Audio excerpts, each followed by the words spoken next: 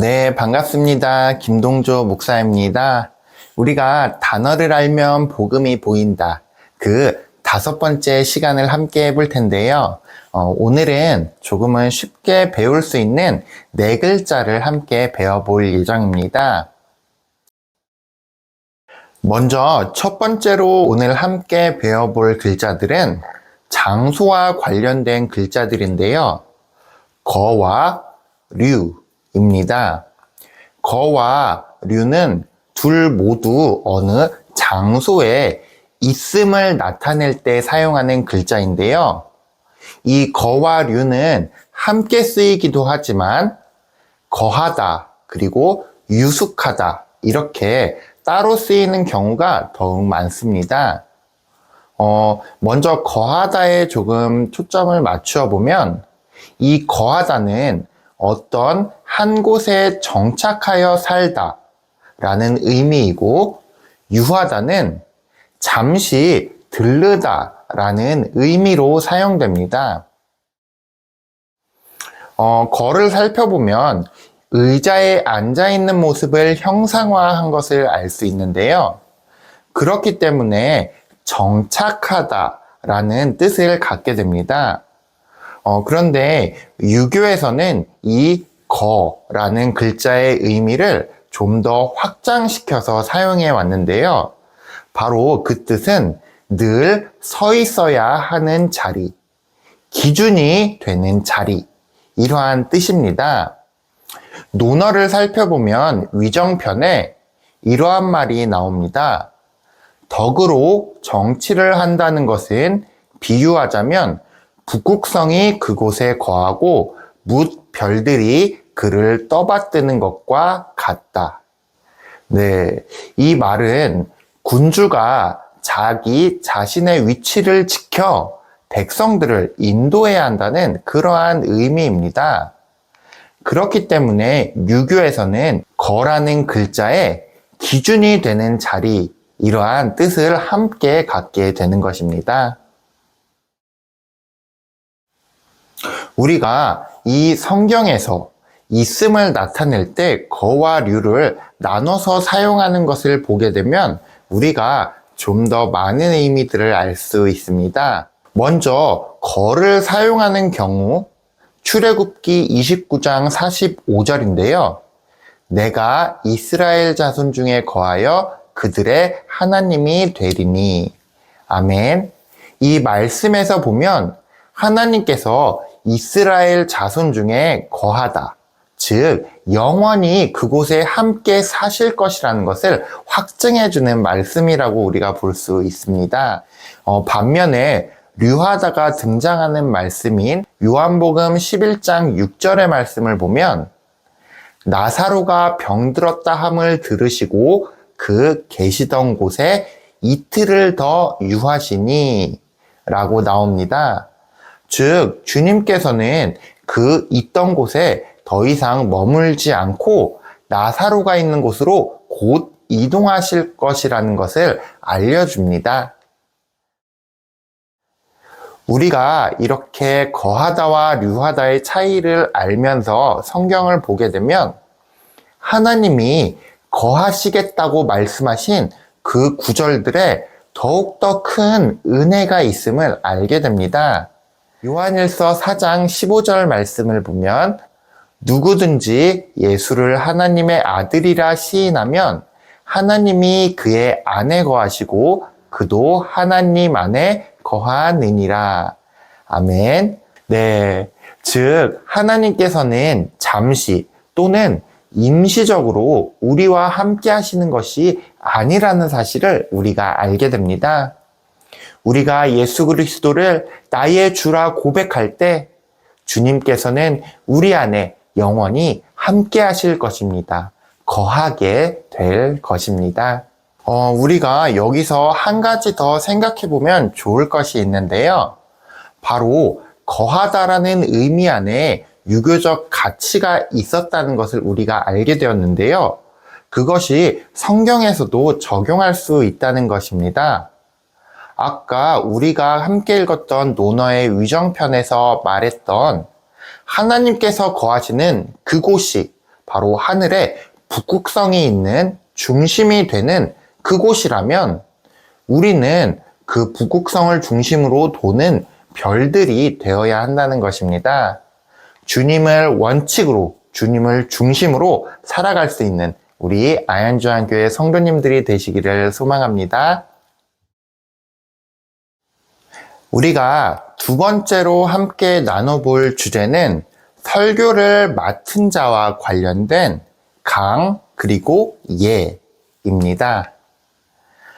우리가 예배당의 한가운데 설교자가 서는 곳을 강대상이라고 말합니다.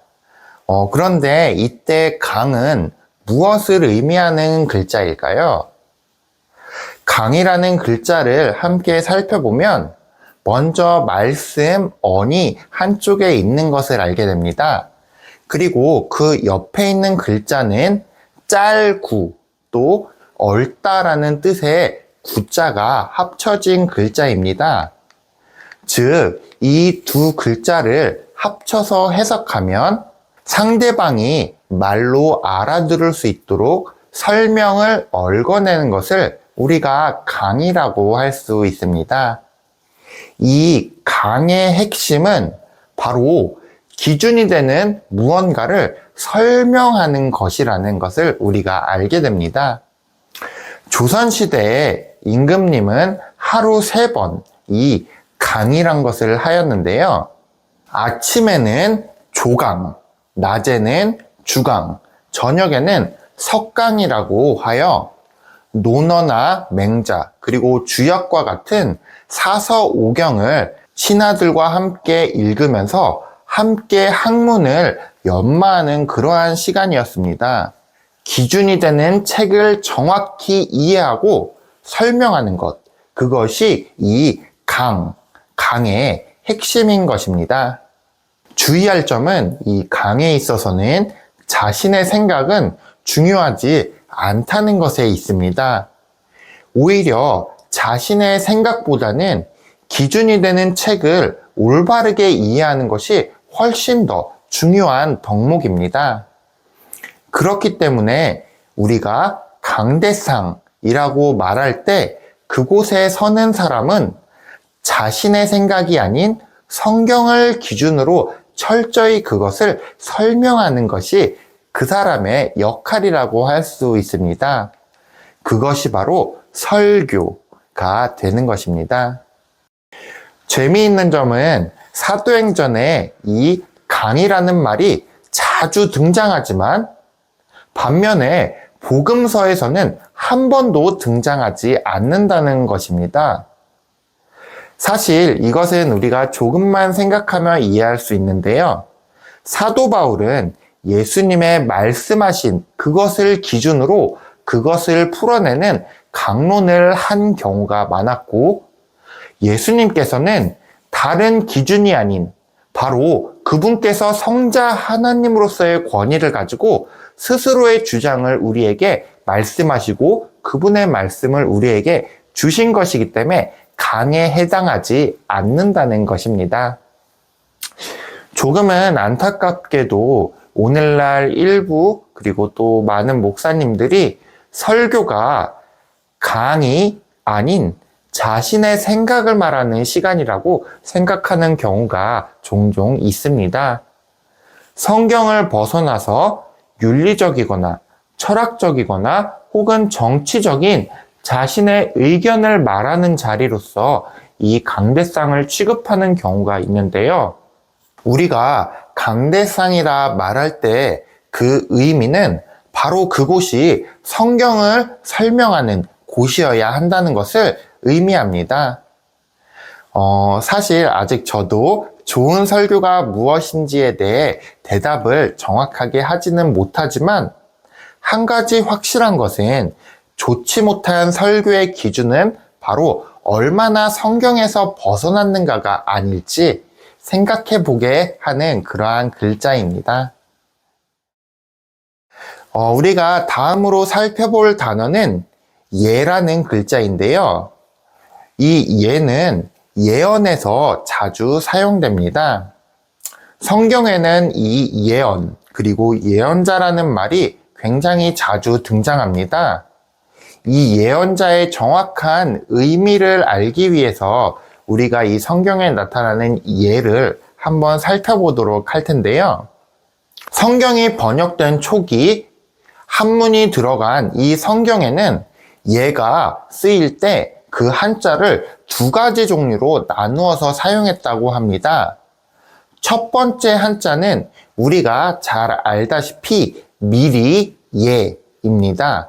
앞날을 의미하는 단어입니다. 그리고 또 다른 한자는 미리 예라는 뜻을 갖기도 하지만 그보다는 맡기다의 뜻을 갖는 예자가 있습니다. 이 두 글자의 한자가 예언이라는 단어에 나누어져서 사용되었다고 합니다.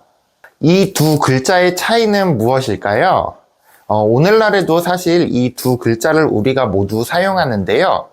미리 예자 같은 경우에는 예비와 같은 앞날을 준비하는 단어에서 사용됩니다. 그리고 두 번째 예였던 맡길 예자는 예금, 예치 이렇게 돈을 은행에 맡길 때 사용합니다. 이렇게 두 글자는 서로 어떻게 보면 완전히 다른 뜻을 갖고 있는데요. 우리가 앞에 있는 미리 예자를 사용할 때 예언은 앞일을 미리 말한다라고 해석할 수 있습니다.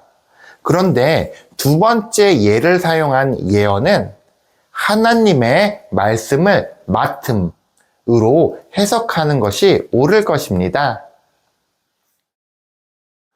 그렇다면 예언자에도 두 종류가 있다는 결론이 나오게 되는데요. 초기에 성경을 번역한 후 50년 정도까지는 이 두 가지 예를 나누어서 표기했다고 합니다.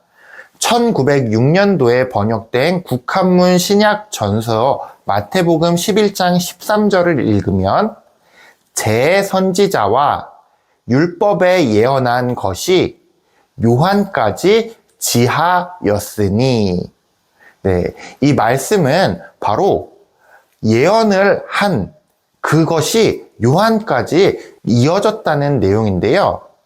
이때 예언은 우리가 미리 알게 된다는 뜻보다는 하나님의 말씀을 맡아왔음으로 해석하는 것이 맞을 것입니다. 그런데 안타깝게도 1964년부터는 모든 예언을 다 이 미리 예자로 바꾸게 되었다고 합니다. 이는 사실 사람들이 이해를 하기 쉽도록 함도 그 이유였겠지만 이 책의 저자는 많은 사람들이 예언을 들을 때 미래를 알려주기를 희망하는 또 그러한 역할로 예언자를 받아들였기 때문일 것이라고 추측합니다. 즉, 우리 안에 있는 무속신앙의 기질이 나타난 것이라고 생각할 수도 있을 것 같습니다. 하지만 성경에 등장하는 예언은 엄밀히 따지면 하나님의 말씀을 맡음으로 해석하는 것이 맞을 것 같습니다. 왜냐하면 하나님의 말씀을 맡은 가운데 그 안에는 미리 보여주시는 예언이 포함되기 때문입니다. 하나님의 말씀 가운데는 미래도 있고 또 현재도 있기 때문입니다.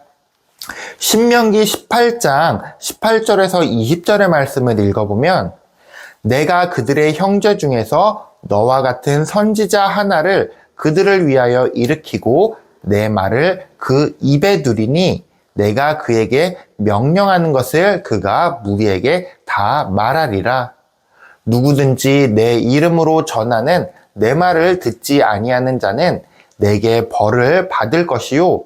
만일 어떤 선지자가 내가 전하라고 명령하지 아니한 말을 제 마음대로 내 이름으로 전하든지 다른 신들의 이름으로 말하면 그 선지자는 죽임을 당하리라 하셨느니라. 이 선지자는 하나님의 말씀을 맡아 전하는 자라는 것을 우리가 알 수 있습니다. 이것이 바로 선지자, 바로 예언자가 하는 핵심 역할인 것입니다. 오늘날의 예언자는 목사와 전도사라고 할 수 있을 것입니다. 하지만 그 예언은 미래를 알려주는 점쟁이의 역할이 아니라 하나님의 말씀을 맡아 전하는 자로서의 예언자일 것입니다. 주님께 맡은 그 말씀이 미래를 향한 예언의 말씀일 수도 있지만 지금 당장 해야만 하는 하나님의 명령일 수도 있습니다. 우리가 예언의 올바른 의미를 알고 예언의 말씀을 들을 수 있는 귀가 있는 우리 아현주한교회 성도님들이 되시기를 간절히 소망합니다. 오늘은 자리와 관련된 4가지 글자를 배웠습니다. 거와 류를 통해서는 우리는 우리 가운데 영원히 계시는, 즉 거하시는 하나님의 사랑을 알게 되었습니다. 또한 강을 통해서는 설교가 바로 성경을 기준으로 풀어 설명하는 것이라는 것을 알게 되었습니다.